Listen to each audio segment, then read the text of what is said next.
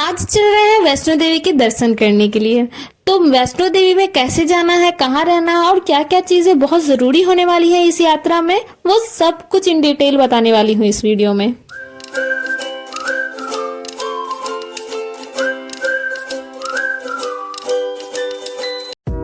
तो हम अभी हैं अमृतसर स्टेशन में, जम्मू के लिए ट्रेन का वेट कर रहे हैं और जम्मू से फिर हम जाने वाले हैं कटरा। तो अभी वेट करते करते बहुत टाइम हो गया है। तो हम आए हैं अमृतसर स्टेशन जम्मू जाने के लिए वेट कर रहे हैं क्योंकि हमारा ट्रेन अभी तक आया नहीं है और हम स्टेशन पे वेट कर रहे हैं। जब आप जम्मू की ट्रेन में बैठेंगे तो आपको पता चलेगा कि यहाँ पे पठानकोट के बाद से कोई नेटवर्क आपको मिलने नहीं वाला है। एक्चुअली आपके पास अगर पोस्टपेड सर्विस है तो उसका नेटवर्क रहने वाला है, बाकी और कोई सर्विस उसके बाद काम नहीं करने वाली है। तो अगर आप चाहते हैं कि आप सिम ले लो तो आप स्टेशन से भी ले सकते हो, या फिर कटरा उतर के कटरा में भी आपको बहुत सारी सिम मिल जाएगी, वो भी पोस्टपेड, सिर्फ वहीं पे चलने वाली, या फिर आप बाद में भी उसे यूज कर सकते हो। आप डायरेक्ट जम्मू का भी ट्रेन ले सकते हो हावड़ा और सियालदह स्टेशन से, क्योंकि खड़गपुर या फिर हिजली से कोई भी डायरेक्ट ट्रेन जम्मू की तरफ नहीं जाती है। तो जम्मू से कटरा जाने के लिए आपको बस, ट्रेन, ऑटो बहुत कुछ मिल जाएगा। फेयर की बात करें तो 50 रुपीज से लेके 450 रुपीज तक आप जम्मू से कटरा आराम से पहुंच सकते हो। कटरा पहुंचने के बाद अगर मैं आपका सबसे पहला काम बोलूं तो वो यही काम रहेगा कि सबसे पहले आप रजिस्ट्रेशन कार्ड बनवा लीजिए।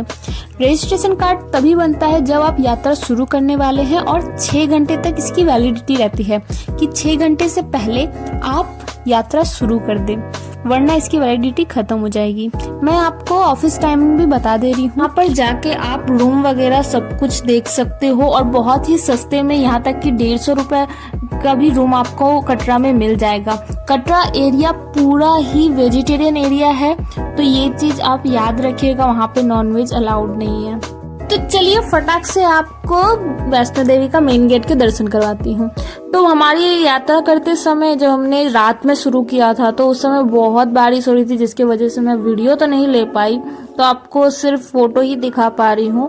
और इस यात्रा को शुरू करने से पहले जो जो चीजें आपको करनी है बहुत जरूरी, बैग के अंदर ये सारी चीजें डाल के रखिएगा। तो वो सारी चीजें भी मैं बताऊंगी आपको। सबसे पहले तो वाटर बोतल अपने बैग में रखिएगा, प्लस मेडिसिन जो आपको चाहिए रहेंगी वो भी रख लीजिएगा।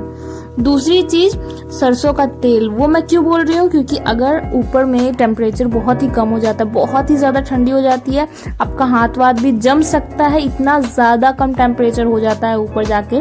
तो इसीलिए मैं जस्ट बैकअप प्लान के लिए सरसों तेल बोल रही हूँ, क्योंकि वो आप हाथ और पैर में अगर घसते हो तो आपको बहुत ज्यादा गर्मी लगेगी उस टाइम पे। तो ये सारी चीज कर सकते हैं। और गर्म कपड़े, प्लीज गर्म कपड़े कैरी करिएगा ही, ऊपर में बहुत ज्यादा ठंड हो सकती है। खाने की चिंता मत करिए, यहाँ पर जगह जगह पे आपको खाना, टॉयलेट्स भी मिल जाएगी हर 5 मिनट में, और ड्रिंकिंग वाटर वो तो आपको पहाड़ का पानी मिल जाएगा। बस आप एक बोतल रख लीजिएगा अपने साथ, उसमें भर भर के आराम से उस पानी को पीते रहिएगा। अपने दिमाग में ये चीज तो आप फिट ही कर लीजिए कि आपको 14 किलोमीटर पैदल चलना है, ठीक है। और मंकी से भी सावधान रहिएगा। यहाँ पे प्रसाद, फोन, जो कुछ भी है सब छुपा के रखिएगा। मैं भी छुपा के ही ये वीडियो ले रही थी वरना अगर देख लेता तो सब गायब हो जाता। तो अगर आप अपने दिमाग में ये चीज फिट कर लोगे कि आपको 14 किलोमीटर पैदल चलना है, तो प्लीज जो आप फुटवेयर पहनने वाले हो वो कंफर्टेबल वाले पहनिएगा। क्रॉक्स पहन लीजिएगा या फिर हवाई चप्पल, जो आपको कंफर्टेबल लगता है वो, या फिर बूट्स जिसमें आप जॉगिंग कर सकते हो, वैसे वाले चप्पल पहनिएगा। मतलब उसमें आपको कंफर्टेबल हो, क्योंकि आपको 14 किलोमीटर चलना नहीं है, पहाड़ चढ़ना है, पहाड़ चढ़ाई चढ़नी है। इसीलिए होटल से निकलने वाली बात तो आपको बताई नहीं। जब आप होटल से निकलोगे ना तो सामने में आपको ऑटो मिल जाएगा, ठीक है। तो वो जो ऑटो है वो आपसे 300 रुपया करके एक ऑटो लेगा। अगर आप फैमिली के साथ जाते हो तो आपको ठीक ठाक लगेगा, लेकिन पर हेड अगर आप जाओगे तो 250 रुपीज लगेंगे। और बारिश की भी चिंता मत करिएगा, पूरा यात्रा सेट में है, तो कहीं भी बारिश की बूंदे आपको लगने नहीं वाली है। फिर भी अगर बहुत तेज बारिश होगी तो उसके लिए मेन गेट के आसपास ही नीचे में, मतलब नीचे के साइड में ही आपको रेनकोट मिल जाएंगे 100 रुपये में, या फिर आप बार्गेनिंग भी कर सकते हो। और जो मैं डंडा लेके चल रही हूँ, ये वाले डंडा, ये सारे डंडा भी आपको नीचे ही मिल जाएंगे जब आप स्टार्ट करोगे यात्रा, तो वो भी 100 रुपया में आपको मिल जाएंगे सारे डंडे। इसके सहारे आप चढ़ाई आराम से कर सकते हो। अगर ओल्ड एज आपके साथ जा रहे हैं कोई बूढ़े बुजुर्ग, तो उनके लिए ये बहुत ही अच्छा है। इनफैक्ट ये डंडा सबके लिए बहुत अच्छा है। तो जब आप वापसी में रिटर्न होंगे ना, तो ये डंडा वापस भी कर सकते हो उस टाइमिंग में, तो आपको 100 रुपये वापस मिल जाएंगे। लीजिए, आपसे बात करते करते मैं तो अर्ध कुमारी ले आई आपको। अर्ध कुमारी पहुंचने से आपको पता चल जाएगा कि आपकी यात्रा आधी दूर तक खत्म हो चुकी है। अर्ध कुमारी में माता का एक छोटा सा गुफा है, जिसकी लाइन मैं आपको दिखा रही हूँ। ये देखिए लाइन कितनी लंबी है। तो हमने अर्ध कुमारी दर्शन करना छोड़ दिया और हम चले गए सीधा वैष्णो देवी के दर्शन करने, क्योंकि अर्ध कुमारी एक छोटी सी गुफा ही है जहाँ पर माता ने तपस्या की थी, इसलिए इसे अर्ध कुमारी कहते हैं। जहाँ पर पिंक चट्टान है, ऐसा कहा जाता है। वैसे मैंने तो दर्शन किए नहीं, आप अगर जाएंगे तो ज़रूर दर्शन करिएगा। बाकी बचे हैं 6 किलोमीटर और हम 6 किलोमीटर निकल पड़े हैं फिर से वैष्णो देवी की तरफ। तो इस यात्रा में आगे बहुत सारी ठंडी पड़ने वाली है, वो भी मैं आपको दिखाऊंगी। और सुबह सुबह हम निकले थे 3 बजे और अभी बज गए थे ऑलमोस्ट 12 या फिर 1 बज चुके थे। और व्यू दिखाने के लिए मैं बीच बीच में फ़ोन निकाल रही थी, क्योंकि अभी मौसम बहुत साफ़ था। ऐसे ही आपको मौसम मिलेंगे, कहीं साफ़, कहीं बहुत ज़्यादा बादल, कभी बहुत ज़्यादा ठंडी, तो कहीं बहुत ज़्यादा बारिश। अर्ध कुमारी चढ़ने के बाद तो आपके पैर हार मानी जाते हैं कि बस कर, अब बस कर, इससे ज्यादा मैं नहीं चल सकता। लेकिन फिर भी इतनी हालत खराब होने के बाद भी मन से एक आवाज तो जाती ही नहीं, और वो ये कि जय माता दी कहते जाओ आने जाने वालों को, चलते जाओ तुम मत देखो अपने पाँव के छालों को। यात्रा में बहुत सारी सेवाएं होती है। अगर कुछ हो जाता है, इन केस किसी का तबीयत खराब हो जाता है, तो उसके लिए हेल्पलाइन बनाई गई है, जो कि मैं आपको दिखा रही हूँ अभी। और दूसरी बात, ऑनलाइन सेवाएं जैसे कि पालकी वगैरह सब कुछ ऑनलाइन आपको मिल जाएगा। आप वहाँ से भी डायरेक्ट बुक कर सकते हो। हेलीकॉप्टर की सेवाएं भी हैं, तो वो सब कुछ आप ऑनलाइन वेबसाइट में बुक कर सकते हो। अगर आपको अर्ध कुमारी में रहना है 1 रात के लिए, वो भी आप ऑनलाइन बुक कर सकते हो। ऑफलाइन जाओगे ना तो क्या तो होता है, बहुत लंबी लाइन रहती है, बहुत भीड़ होता है, तो आप कुछ नहीं कर पाओगे। यहाँ से अर्ध कुमारी से कार सेवाएं भी चलती है, वो भी आप ऑनलाइन बुकिंग कर सकते हो। तो मेक श्योर अगर आप ऑनलाइन ये सारी सेवाएं लेना चाहते हैं, पैदल आप ट्रैवल नहीं कर सकते हैं, तो वो सारी चीज़ें आप ऑनलाइन पहले से बुक करके जाइएगा।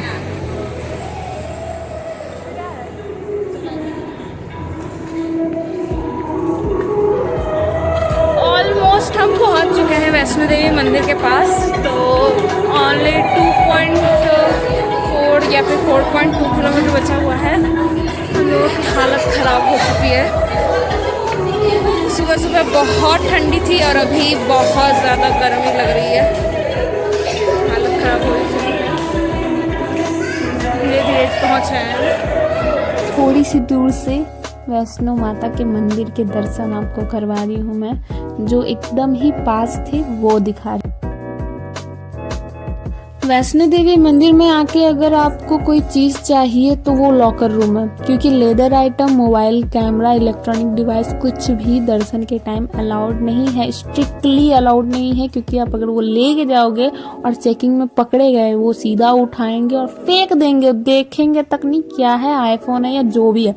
तो प्लीज़ मेक श्योर कि आप अपनी सारी इंपॉर्टेंट चीज़ें लॉकर में बंद करके आराम से दर्शन करके आइए। या फिर अगर आपके फैमिली मेम्बर बहुत ज़्यादा है तो उनमें से किसी एक को रख के आप उनको सारा सामान दे के बोल सकते हैं, बाकी बाद में वो दर्शन कर पाए। इसमें थोड़ा लेट हो जाएगा, लेकिन अगर लॉकर आपके लिए है तो वो बेस्ट होगा आपके लिए, अगर आप लॉकर में सारा सामान रख देते हो। और ये पूरा टोटली फ्री है, आपको बस अपना नाम देना है, वहाँ पे आपको वो चाबी दे देंगे।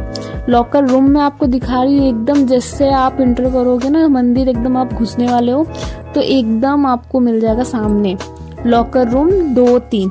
तो ये जो लॉकर है एकदम सीढ़ियों से होते हुए ना बहुत नीचे जाना पड़ता है। तो एक जन को आप सामान दे दो, क्योंकि आप 14 किलोमीटर चल के आए हो। ऑफ कोर्स यार, जो आप क्यों नीचे जाओगे उतना दूर, आप किसी एक को दे दो सारा सामान, वो एक बैग में डाल लेंगे, वो सारा सामान लेके चल जाएंगे नीचे। और मैं तो बोलती हूँ आप ज़्यादा लगेज लेकर ही मत जाओ इतने ऊपर, अगर आप 2 दिन के लिए ट्रैवल कर रहे हो तो हाँ, कपड़े लगते लेने जाने के मतलब पड़ते हैं, लेकिन अगर कम सामान है तो एक बैग लेके जाओ, बेटर होगा आपके लिए। तो आप एक सामान को सीढ़ियों से एकदम बहुत थोड़ा सा मतलब 20-25 सीढ़ियाँ होंगी जो आपको नीचे जानी है, फिर ऊपर आनी है, तो बहुत ज़्यादा थक जाओगे। तो एक जन को आप सामान दे दो, लॉकर वो जाके वहाँ पे रख देगा, फिर लॉकर से सामान लेके भी आ जाएगा वो।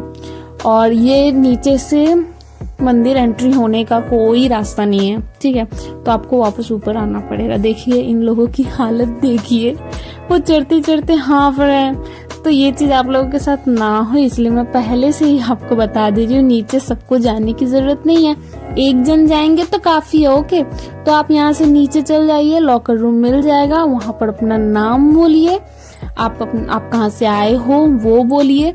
ये दोनों बोल देने के बाद आपको चाबी दे देंगे, आपको लॉकर दे देंगे, नंबर बोल देंगे, आप वहां पे रखिए अपना सामान और जाके आराम से दर्शन करके आइए। मोबाइल आपके पास उस टाइम रहेगा नहीं, तो मेक श्योर कि आप अपने फैमिली मेम्बर्स के साथ ही रहे, इसीलिए लॉकर आपके लिए बहुत ज़्यादा अच्छा हो जाएगा। अगर आप लॉकर लेते हो तो फैमिली मेम्बर्स आपके एक साथ रहेंगे, क्योंकि किसी का भी फ़ोन उतना ऊंचाई में काम नहीं करता, ना ही नेटवर्क रहते हैं। तो आप फैमिली मेम्बर्स के साथ एक साथ ही अगर दर्शन करने जाते हैं तो वो आपके लिए ही अच्छा होगा। लॉकर में ही मेरा फ़ोन भी अंदर चला गया है, तो इसके बाद तो मैं आपको कुछ दिखा नहीं पाऊंगी, लेकिन वैष्णो माता के दर्शन के बाद मैं आपको ले चलती हूँ भैरव बाबा के मंदिर में, जो कि पैदल भी आप जा सकते हो ऑफ कोर्स, और यहाँ से ना आपको रोपवे भी मिलता है, जहाँ पर बहुत लंबी लाइन लगी थी, सीरियसली बहुत लंबी लाइन लगी थी। ये आप ऑनलाइन टिकट पहले से भी बुक कर सकते हो वैसे, लेकिन ऑफलाइन अगर जाओगे तो बहुत लंबी लाइन लगी थी, 3 घंटे लग जाएंगे आपको लाइन से टिकट लेने में, उससे अच्छा 3 घंटे में आप तो दर्शन करके वापस आ जाओगे। तो इसलिए हम लोग पैदल ही चलने लगे, और पैदल चलते चलते चलते चलते हम भैरव बाबा के दर्शन भी कर लिए। कहा जाता है वैष्णो देवी माता के दर्शन एकदम अधूरे रहते हैं अगर आपने भैरव बाबा के दर्शन नहीं किए हो। तो जो भी स्टोरी है मैं आपको डिस्क्रिप्शन में बता दूंगी, अभी के लिए बस ये बता दे रही हूँ कि ये रास्ता है जो कि भैरव बाबा के मंदिर जाता है। आप रोपवे भी ले सकते हो जो कि 50 रुपीज़ पर हेड है, और रोपवे आप ऑनलाइन भी बुकिंग कर सकते हो, वही करना आपके लिए बहुत अच्छा रहेगा, तो आप वो कर लो, बेटर रहेगा। मैं आपको सीरियसली एक चीज सजेस्ट करूंगी कि कोई भी चीज, कोई भी सेवाएं वैष्णो देवी की यात्रा में ऑफलाइन आप मत लीजिए। अगर आपको ऐसा लगता है कि आप नहीं चल पाओगे इतनी दूर, तो जो भी चीजें हैं आप ऑनलाइन कर लो, क्योंकि ऑफलाइन मिलना बहुत मुश्किल है। अगर ऑफलाइन मिल भी गया तो पिट्ठू वाले और भी जितने रोपवे हैं जो भी है बहुत एक्स्ट्रा चार्ज करेंगे, और ये आपके लिए बहुत ज़्यादा महंगा पड़ जाएगा। ओके, और हेलीकॉप्टर सेवाएं भी आपको ऑनलाइन सब जगह सस्ती मिल जाएगी, कार सेवाएं जितनी भी सेवाएं हैं सब आपको सस्ती मिल जाएगी, लेकिन अगर ऑफलाइन करेंगे तो आपको बहुत महंगी पड़ेगी। इसीलिए मैं आपको बोल रही हूँ कि आप ऑनलाइन ही सारी सेवाएं लीजिएगा। पूरी यात्रा में जब आप ऊपर चढ़ते हो तो हर जगह आपको ऐसे शॉर्टकट्स मिल जाएंगे, मतलब सीढ़ियों वाले शॉर्टकट्स, बहुत सारे शॉर्टकट्स मिलेंगे आपको, लेकिन मैं आपको सजेस्ट करूंगी कि आप ना जाएं उसमें, क्योंकि आप बहुत ज़्यादा थक जाते हो अगर आप सीढ़ियों से जाते हो। तो देख सकते हैं 107 सीढ़ियाँ हैं, 107 सीढ़ियाँ चढ़ते चढ़ते आप बहुत हाफ जाओगे। तो आप या फिर कोई भी आपका फैमिली मेम्बर, आप किसी को भी सीढ़ियों से जाना सजेस्ट मत करिए। आपको शॉर्टकट दिखता ज़रूर है, लेकिन आपका हेल्थ उसमें ख़राब हो जाएगा। तो मैं सजेस्ट करूँगी कि आप सीढ़ियाँ नहीं, नॉर्मल वे से जाइए तो ज़्यादा बेटर रहेगा आपके लिए। सच बोलूँ तो रोपवे इस पूरी यात्रा को ना मिनटों में पूरा कर देता है, और अगर आप ये कर रहे हो, रोपवे से जा रहे हो, तो आपके लिए बहुत अच्छा रहता है उस टाइम में।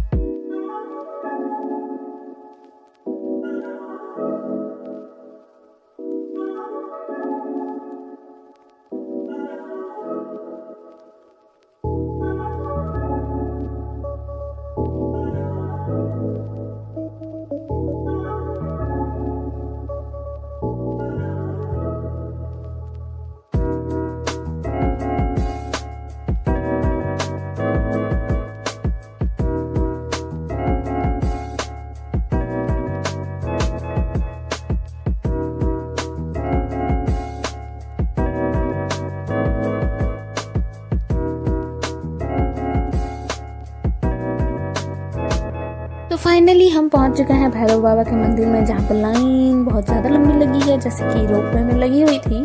तो भैरव बाबा के मंदिर से भी मैं आपको बाहर की ही फ़ोटो दिखा पाऊंगी, क्योंकि अंदर तो कुछ अलाउड है ही नहीं बाहर की फ़ोटो वगैरह। और प्लीज़, बंदर यहाँ पे हद से ज़्यादा है, बहुत ज़्यादा है। भैरव बाबा के मंदिर में तो बहुत ज़्यादा बंदर है, तो प्लीज़ उनसे बच के रहें, कैसे भी करके बस बच के रहें उनसे। और ऊपर में मौसम बहुत ही ज़्यादा बादल बादल हो गया था। बाबा जी की विभूति है जिसको बहुत से लोग टीका लगा लेते हैं, तो हमने भी ले लिया था टीका लगा के आराम से। फिर यहाँ से हमें वापस नीचे जाना है कटरा की तरफ, जो कि हम निकल पड़े हैं। और वहाँ पर एक व्यू पॉइंट भी है, वो भी मैं आपको थोड़ी देर में आगे दिखाऊंगी।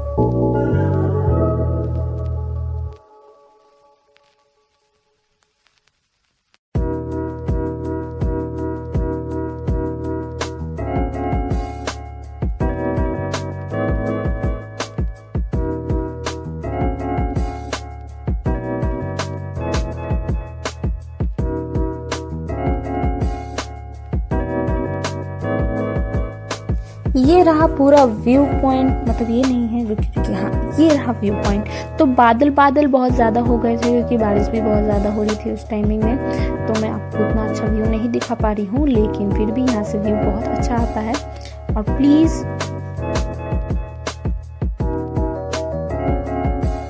जैसा कि मैंने आपको बताया कि यहाँ पे जो पूरी यात्रा से ज़्यादा बंदर यहाँ पे हैं, तो उनसे बच के रहिए, क्योंकि मैंने यहीं पर बहुत सारे लोगों के प्रसाद चुरा लिए गए हैं। अच्छा, प्रसाद से याद आया, आप कटरा में भी प्रसाद चढ़ा सकते हैं, ले सकते हैं, या फिर वैष्णो देवी को भी प्रसाद चढ़ा सकते हैं। वो वहीं पे काउंटर है प्रसाद का, नारियल का, सबका काउंटर वहीं पे है। आप वहाँ पे नारियल प्रसाद सब चढ़ा सकते हैं। भैरव बाबा में भी नारियल प्रसाद चढ़ा सकते हैं, जो कि आपको वापस दे दिया जाएगा पूजा करके, तो आप वैसे भी चढ़ा सकते हो। तो हम भैरव बाबा के, वैष्णो देवी के, दोनों के ही दर्शन करके वापस से नीचे जा रहे हैं। नीचे का माहौल मैं आपको दिखा दे रही हूँ। हम लगभग 3 बजे वापस चलना स्टार्ट किए थे वैष्णो देवी मंदिर से, ठीक है। तो हम वापस आना धीरे धीरे स्टार्ट कर दिए हैं, और रात को लगभग 9 साढ़े 9 बजे हम वापस कटरा पहुंचे थे। तो टाइमिंग आप ये चीज़ नोट कर लीजिए। सुबह हम लोग निकले थे 3 बजे के आसपास और पहुंचे थे 2 बजे दोपहर को। फिर हमने वापसी की है 3 बजे और पहुंचे हैं 9 बजे रात को। तो एक दिन के अंदर हमारा ट्रिप हो गया था, इसीलिए हम जल्दी जल्दी बहुत कुछ कर लिया।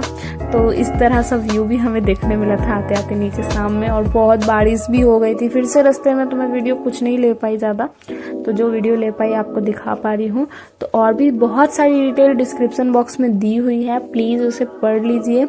अगर आप प्लान कर रहे हो वैष्णो देवी जाने का, तो आप मुझसे डायरेक्टली भी पूछ सकते हैं, क्योंकि आप मुझसे डायरेक्टली कनेक्टेड हो। जो लोग ये वीडियो देख रही हैं इतना दूर तक, तो ऑब्वियसली आप मुझसे डायरेक्टली कनेक्टेड हैं, तो आप लोग मुझे डायरेक्टली पूछ लो, या फिर मैं आपको और भी बहुत सारी डिटेल डिस्क्रिप्शन में भी बता दे रही हूँ। और कुछ पूछना है, घर रहना कहाँ पे है, खाना क्या खाना है, सब कुछ मैं आपको बता दूंगी इन डिटेल। तो आज के लिए इतना ही गाइस। अगर होगा तो मैं और भी बहुत सारी वीडियो अपलोड करने वाली हूँ। कुछ भी क्वेश्चन है कमेंट बॉक्स में पूछिए, डायरेक्टली भी पूछ लीजिए, मेल कर दीजिए, जैसे भी ले लीजिए, लेकिन मैं आपको डिटेल जरूर दूंगी सारी चीज़ों का। अभी आप बोलोगे कि मैं ही आपको सब कुछ जगह घुमा देती हूँ, तो आपको जाने की क्या ज़रूरत है। ये जो व्यू आपको दिख रहा है ना, ये जो व्यू मैं आपको वीडियो में दिखा रही हूँ, वो आप अपनी आंखों से देखोगे ना, तब आपको पता चलेगा कि ये सारे नज़ारा ना आपको यूं ही नहीं मिलने वाले। तो जाइए, घूमिए ज़रा, अपने ज़िंदगी भर के पैसे जो आपने कमाया है ना, उसको थोड़ा खर्च कीजिए, घूम लीजिए, थोड़ा मज़ा आएगा। और माता के दर्शन तो ज़रूर कर लीजिए। हमने तो फिर भी अर्थ कुमारी के दर्शन किए नहीं, आपको मौका मिले तो ज़रूर कर लीजिएगा। एंड तक इस वीडियो को पूरा देखने के लिए बहुत बहुत शुक्रिया। और अगर आपको मेरा ये वीडियो बहुत अच्छा लगा होगा तो प्लीज़ इसे शेयर कीजिए। अच्छा लगा ही होगा, क्योंकि मैंने बहुत मेहनत की है यार, वहाँ पे बहुत मेहनत से मैंने रिकॉर्डिंग किया। तो प्लीज़ शेयर कर दीजिए, लाइक कर दीजिए, सब्सक्राइब कर दीजिए। थैंक यू सो मच जिन्होंने अभी तक मुझे सपोर्ट किया है, उनके लिए थैंक यू सो मच। और आगे भी मैं बहुत अच्छी वीडियो अपलोड करने वाली हूँ, तो प्लीज़ उसका वेट कीजिए और प्लीज़ शेयर कीजिए इस वीडियो को। Thank you.